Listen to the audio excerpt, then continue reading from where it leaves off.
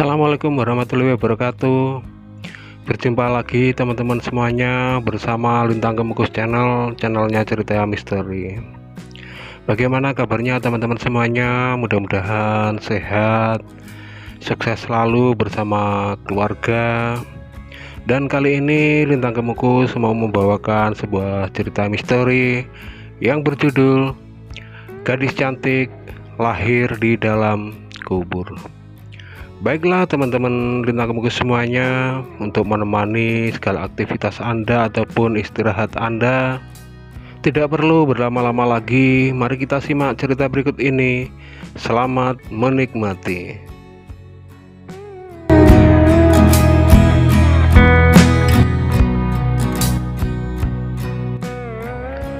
Di sebuah desa kecil yang terletak di kaki pegunungan, tampak asri dan sejuk pemandangan di desa itu. Dihuni kurang lebih 50 kepala keluarga yang berada di desa sana.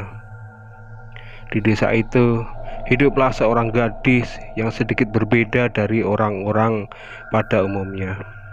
Karena gadis itu sedari kecil tidak ada yang mau berteman dengannya. Dikarenakan gadis itu tidak banyak bicara dan wajahnya terlihat pucat seperti mayat yang hidup.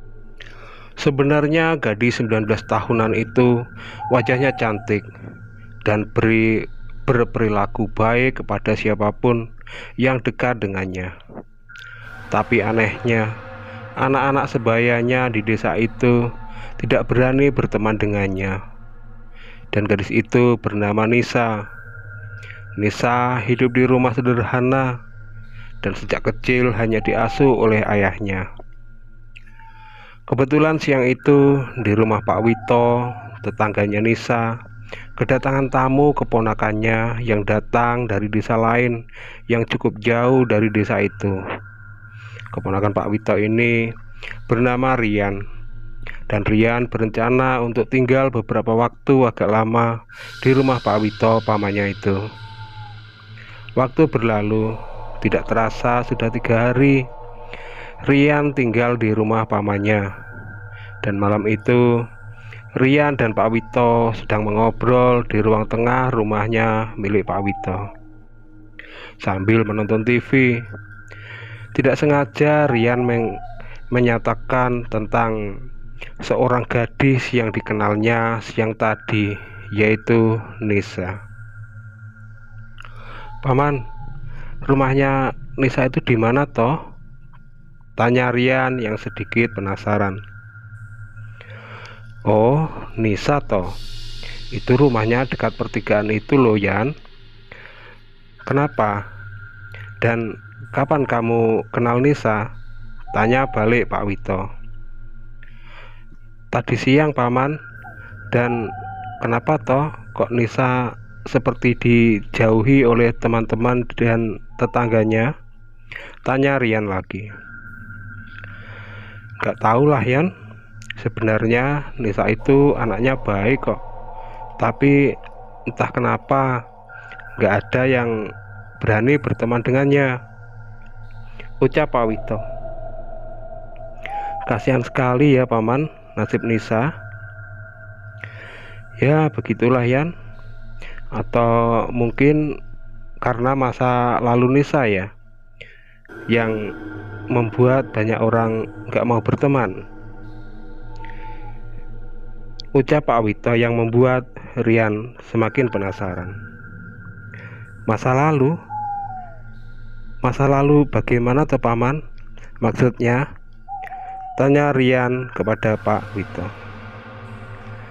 Mendapat pertanyaan dari Rian, Pak Wito pun bercerita kepada pemuda itu. 20 tahun yang lalu desa itu masih tampak sepi, tidak seramai saat ini. Rumah-rumah pun masih jarang, bahkan lampu listrik pun belum ada. Para warga hanya menggunakan lampu tempel dari minyak sebagai penerangan di desa itu. Desa miskin Hiduplah satu pasangan suami istri yang bernama Pak Kasim dan istrinya yang bernama Bu Darmi. Pak Kasim dan Bu Darmi ini hidup serba kekurangan. Pak Kasim hanya sebagai buruh serabutan, hasilnya pun kadang kurang untuk memenuhi kebutuhan setiap harinya. Jadi Bu Darmi sering berhutang kepada tetangganya. Dan kebetulan saat itu Bu Darmi sedang hamil 7 bulan dan tidak bisa banyak membantu Pak Hasim suaminya untuk mendapatkan penghasilan. Tidak begitu lama saat usia kehamilan Bu Darmi 7,5 bulan, Bu Darmi pun jatuh sakit dan jadi tambah rumit kehidupan di keluarga itu. Pak Kasim jadi tambah bingung tiap hari karena mau membelikan obat istrinya yang sedang sakit tapi tidak memiliki uang. Lagian puskesmas pun tempatnya jauh. Pak Hasim hanya bisa mencarikan obat tradisional yang sanggup dan mudah didapatkannya. Namun hari demi hari sakit Bu Darmi makin parah. Hingga kehamilan ke-9 bulan, Bu Darmi pun meninggal karena sakit yang tidak terobati. Kebetulan hari itu, hari meninggalnya Bu Darmi adalah hari Selasa Kliwon, yang menurut orang Jawa harus ditunggui makamnya bila malam hari sampai 7 malam. Dan benar saja, malam harinya makam Bu Darmi dijaga warga hingga 7 malam. Dan malam ke-7 itu terjadi keanehan yang mengejutkan warga yang sedang menjaga makam dari Bu Darmi. Karena dari dalam kuburan Bu Darmi terdengar tangisan bayi yang cukup keras. Mendengar itu, salah satu warga mendekati kuburan Bu Darmi dan menempelkan telinganya ke tanah kuburan itu. Dan benar saja, suara tangisan bayi itu berasal dari dalam kubur Bu Darmi. Sontak para warga yang menjaga kuburan pada heran, dan ada yang pulang memberi kabar para warga yang lain yang masih berada di desa. Dan malam itu juga para warga pada datang ke kuburan, termasuk Pak Hasim, suami almarhumah Bu Darmi. Setelah semua warga sampai di kuburan, mereka pun sepakat untuk membongkar makam Bu Darmi malam itu juga, dengan penerangan seadanya. Satu persatu warga bergantian menggali kuburan Bu Darmi dengan hati-hati. Dan betapa terkejutnya semua warga yang berada di sana karena melihat bayi yang menangis di dalam jenazah ibunya yang sudah mulai hancur. Dan segeralah diangkat bayi itu dari liang kubur Bu Darmi. Banyak orang menangis melihat hal kejadian seperti itu. Dan waktu berlalu, tapi sejak kejadian itu, tiap malam warga selalu dihantui oleh arwah Bu Darmi yang terus bergentayangan mencari anaknya. Hingga pada akhirnya arwah Bu Darmi pun disempurnakan oleh Pak Kiai yang dimintai tolong oleh warga desa untuk menyempurnakan arwah Bu Darmi. Begitulah ceritanya, Yan, ucap Pak Wito yang mengakhiri ceritanya kepada Rian. Lalu Rian pun bertanya, "Lantas bagaimana Paman nasib anak Pak Hasim yang dilahirkan dalam kubur itu?" tanya Rian kepada Pak Wito.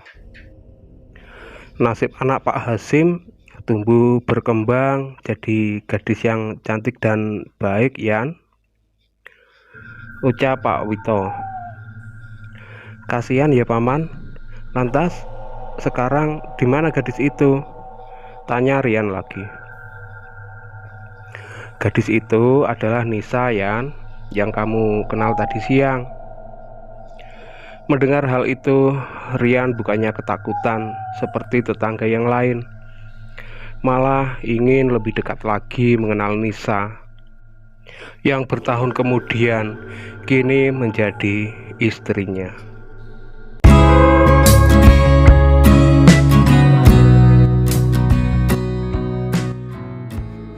Baiklah teman-teman Lintang Kemukus semuanya, sampai di sini dulu perjumpaan kita kali ini.